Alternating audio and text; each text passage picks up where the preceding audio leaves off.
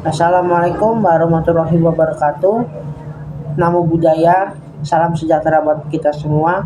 Perkenalkan, nama saya Agapalo Anupama Nugroho dari kelas 10-3. Pada kesempatan hari ini saya akan menjelaskan materi berupa teks anekdot. Selamat menyaksikan. Teks anekdot adalah cerita singkat yang menarik mengenai beberapa orang penting atau tokoh-tokoh yang sangat terkenal dan juga berdasarkan kejadian nyata atau kejadian yang sebenarnya. Nah, anekdot itu dapat berupa rekaan yang tidak dapat harus didasari dari suatu bentuk kenyataan yang terjadi di dalam kehidupan masyarakat.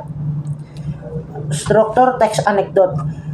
Pertama, abstraksi, yaitu bagian awal atau klimaks, pembuka, paragraf. Lalu yang kedua adalah orientasi, bagian awal kejadian atau latar suatu cerita belakang atau latar belakang suatu cerita. Krisis, bagian klimaks dalam suatu cerita. Reaksi, yaitu bagian bagaimana suatu cerita atau cara penulis atau cara tokoh yang ditulis untuk menyelesaikan masalah yang ditimbulkan dari krisis tersebut. Koda adalah bagian ending atau bagian akhir atau suatu bentuk kejadian berupa kesimpulan atau pesan atau makna yang di dalam cerita tersebut. Ciri-ciri teks anekdot berupa bersifat humoris, menyindir, singkat, menghibur, memiliki tujuan, menggambarkan suatu karya khas bahasa Indonesia, menggambarkan karakter. Yang kedua, kebahasaan. Kebahasaan itu adalah ada 3. Yang pertama, kalimat langsung digunakan untuk dialog antar tokoh. Kata kerja aksi menunjukkan suatu tindakan terhadap tokoh. Kalimat retoris, pertanyaan yang tidak perlu dijawab, biasanya untuk bentuk sindiran. Kata keterangan waktu menunjukkan kapan atau terjadinya peristiwa itu.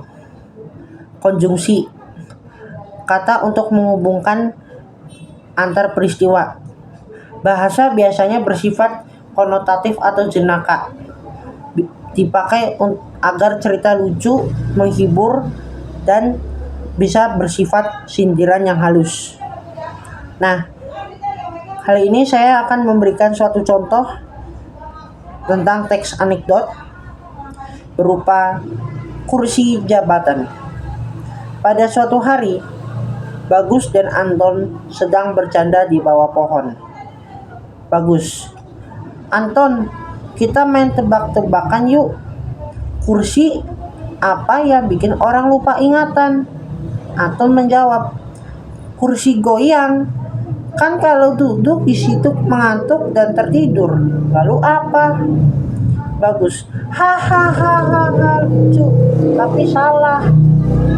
Jawabannya adalah kursi jabatan. Loh, kok gitu? Soalnya sebelum duduk di sana banyak jalan berjanji macam-macam, tapi setelah duduk mereka lupa janjinya itu. Hahaha, betul juga ya. Itu juga termasuk di dalam teks itu termasuk bentuk sindiran terhadap kritik pemerintah. Dan karena di dalam kehidupan nyata itu seperti itu di dalam teks itu. Sekian, terima kasih. Kan